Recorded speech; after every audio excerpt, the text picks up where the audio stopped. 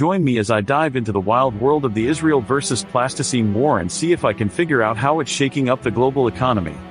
Today, we're talking about one of the most unexpected conflicts of our time, and how it's having a ripple effect on an industry you might not expect: plasticine. Yeah, I said it, plasticine. Those colorful modeling clays we all loved as kids are actually at the center of a global economic storm, and it's all because of the war in Israel. You might be thinking, what does a war in the Middle East have to do with plasticine? And that's exactly what we're going to explore today. The Israel versus plasticine war is more than just a weird news headline, it's a symptom of a much larger issue that affects us all. So buckle up, because we're about to dive into the complex world of global trade, economic systems, and yes, plasticine. Get your thinking caps on, because we're about to uncover some surprising connections that will make you rethink the way you see the world.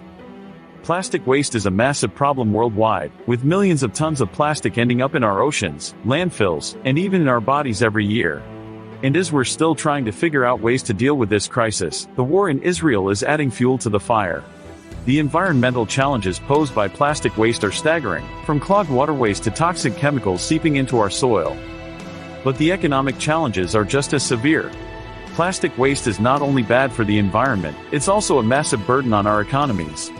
From the cleanup efforts to the lost revenue from destroyed ecosystems, the costs are adding up fast.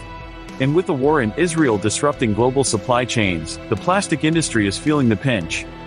The conflict is affecting trade routes, making it harder to get raw materials to manufacturers, and driving up the cost of production. This means that plastic products, including plasticine, are becoming more expensive to make, and those costs are being passed on to consumers. It's a perfect storm of environmental and economic chaos, and we're only just starting to see the effects. The war is also affecting the global supply chain in other ways. Many companies that rely on plastic products are being forced to find new suppliers, or to adapt to the new reality of higher prices and longer lead times. This is causing a ripple effect throughout entire industries, from toys to packaging to construction materials. And it's not just about the products themselves, it's about the people who make them. Workers in the plastic industry are facing uncertainty and even job losses as companies struggle to stay afloat. It's a humanitarian crisis hiding in plain sight, and it's all because of the war in Israel. One of the most affected industries is, of course, the plasticine industry. With plasticine being a key part of so many industries, from art supplies to medical devices, the impact is being felt far and wide. Companies that rely on plasticine are having to get creative, finding new sources of materials or developing new products to stay competitive. But the effects go far beyond just the plasticine industry. The war in Israel is having a knock-on effect on global trade, driving up prices and causing shortages of raw materials. This is affecting industries from fashion to construction, and it's a problem that's not going away anytime soon. The war is also having an impact on global production, as manufacturers struggle to cope with the new reality of higher costs and longer lead times. This means that products are taking longer to get to market, and when they do, they're often more expensive than before. It's a perfect storm of economic chaos, and it's all because of the war in Israel. One company that's been particularly affected is Plasticraft, a leading manufacturer of plasticine products. They've had to stop production on several lines due to the shortage of raw materials, and their workers are facing uncertainty about their futures. It's a stark reminder of the human cost of conflict, and the far-reaching effects it can have on industries and individuals alike. The war in Israel is also affecting the global supply chain in other ways. Many companies that rely on plastic products are being forced to find new suppliers, or to adapt to the new reality of higher prices and longer lead times. This is causing a ripple effect throughout entire industries, from toys to packaging to construction materials. The conflict is also having an impact on global trade, driving up prices and causing shortages of raw materials. This means that products are taking longer to get to market, and when they do, they're often more expensive than before.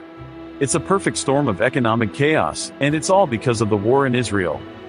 In 2019, the port of Haifa, a key trade route for plastic products, was shut down for several days due to the conflict.